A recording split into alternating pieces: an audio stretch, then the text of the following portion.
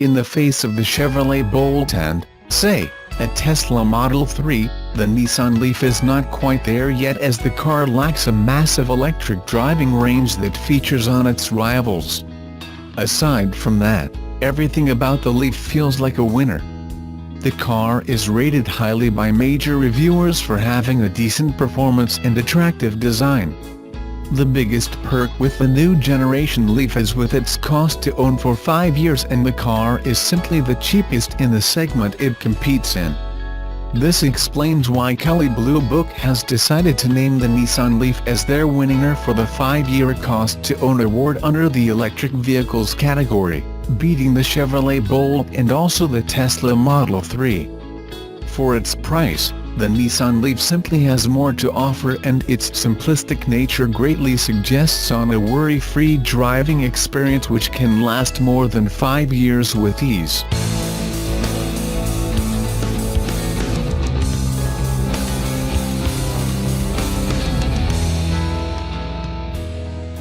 Subaru of Indiana, SIA, is celebrating the launch of a new vehicle. It's taken about 5 years and a $140 million investment behind the walls of SIA, but on Friday the facility showed off its latest vehicle. Indiana Governor Eric Holcomb said, "This is the highest technology on the face of the planet, and it's being built right here in Indiana." On Friday, Subaru of Indiana Automotive introduced the public to the Subaru Ascent. It's the fourth vehicle to be produced at the Lafayette facility. SIA Executive Vice President Tom Easterday said, "The Ascent will fill what's been considered to be kind of a hole in the Subaru lineup. We didn't have that large SUV to compete with others." Easterday said it took lots of planning and a multi-million-dollar investment to get the plant ready for the largest Subaru vehicle ever built. Easterday explained, "Part of that $140 million investment was to put new carriers into our trim and final line that were big enough for the Ascent production. We also had to make some other changes in our structure and facility to make sure that it was big enough." The new 3-row SUV is being built exclusively right here in Lafayette. Lafayette Mayor Tony Rosworski, who along with Holcomb was present at the unveiling, believes Subaru's confidence in the local facility will spark interest from other companies. Rosworski said, "This is a good place to do business and that it does encourage other people to make investments." Holcomb said it's a reflection of Tippecanoe County's influence on the state's manufacturing. Holcomb added, "It's a powerhouse, and it's a real engine, so to speak, to our overall state economy." Before the addition of the Ascent, the plant produced 3 other Subaru models: the Outback, Legacy, and Impreza. Adding the Ascent has created 200 new jobs in the Lafayette plant. Production of the Ascent begins in May and they should go on sale sometime in June. The official price hasn't been announced just yet, but early estimates place the starting pricing in the low $30,000 range.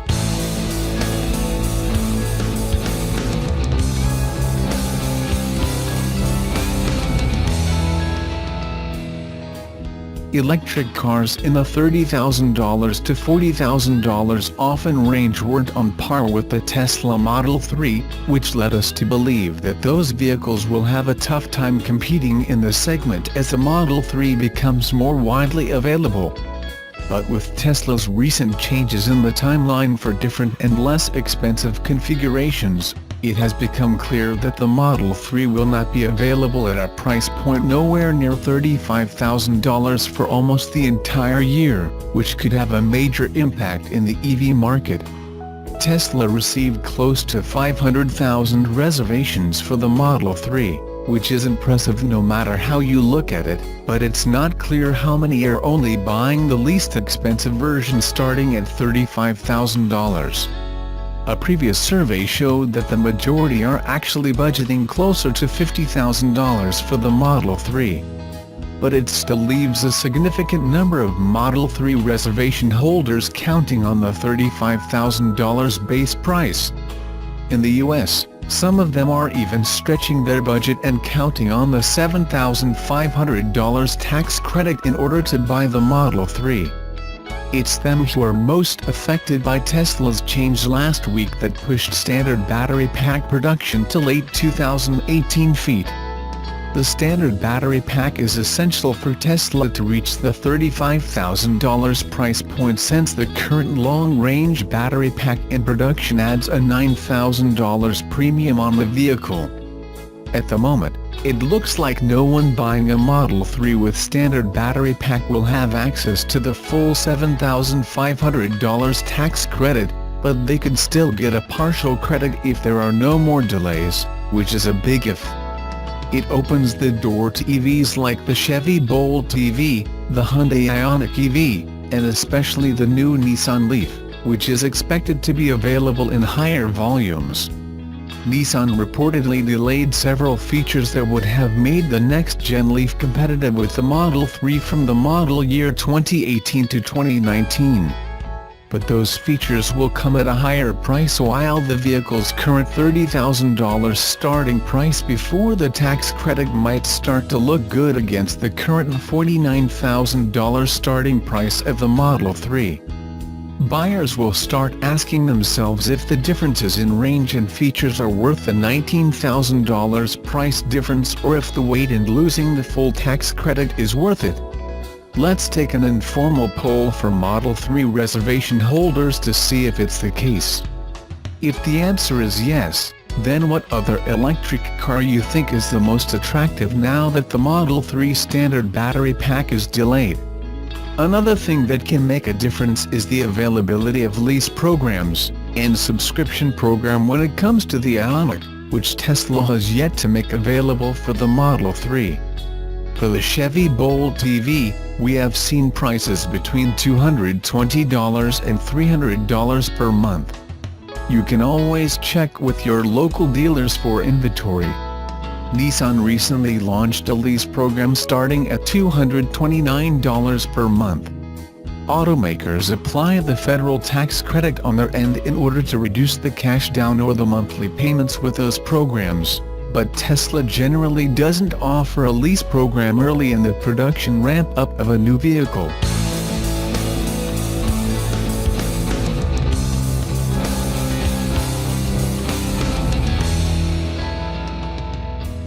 Global demand for the new generation Nissan Leaf means that New Zealand-bound cars are unlikely to arrive before the end of the first quarter in 2019. Nissan New Zealand Managing Director John Manley said, "We've just started the process for bringing the new Leaf to New Zealand, but due to the incredible 40,000 orders received for it already, we anticipate the car won't arrive until the end of the first quarter in 2019. Manley has recently returned from a 3-day-long Nissan Futures event in Singapore, where it was announced that the new Leaf will go on sale in 7 markets in Asia and Oceania during the next fiscal year. Nissan says it will launch the model in Australia, Hong Kong, Malaysia, New Zealand, Singapore, South Korea and Thailand. Manley says that specification for New Zealand-bound cars is yet to work out with the factory, but it is committed to bringing the car to our market. Manley says, "I've driven the car in Singapore and it is an amazing drive and an outstanding vehicle. I'm sure it will deliver to customer expectations." Nissan is also exploring introducing the zero-emission car in other markets in the region, including Indonesia and the Philippines. Nissan Regional Senior Vice President Yutaka Sanada said the company is working to bring the new generation of the world's best-selling electric vehicle to as many markets as possible. Sanada says, "The launch in so many markets shows our commitment to playing a leading role in electrification in this dynamic region, and to delivering the future of mobility to the region now." He says, Nissan is studying demand in Indonesia and the Philippines ahead of the Leaf's next launch phase.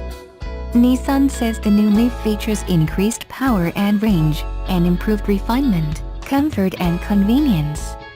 The car's new electric powertrain delivers 110 kilowatts of output and 320 Nm of torque.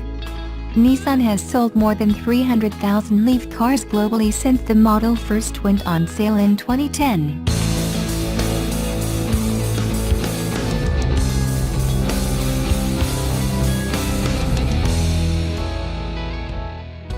The Japanese brand Subaru is better known for its all-wheel drive system than for the size of its vehicles. This is likely to change with its new SUV, the 2019 Ascent, which will compete against the likes of the Chevrolet Traverse, Honda Pilot and Volkswagen Atlas.